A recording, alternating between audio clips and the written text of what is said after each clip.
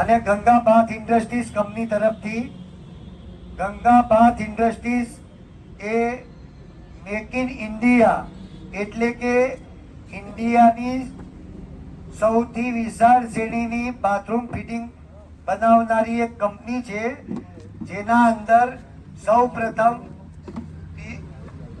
CP fitting આવે છે. મને નળ મળશે. સૌથી પહેલા અમારી કંપની જે છે એ સીપી ફિટિંગ એટલે કે યાદ ઉભા રહેજો સાહેબ, સીપી ફિટિંગના નળ બનાવે છે. ત્યાર પછી અમારી કંપની બીજા નંબરમાં પીટીએમટી ની પ્રોડક્ટ બનાવે છે.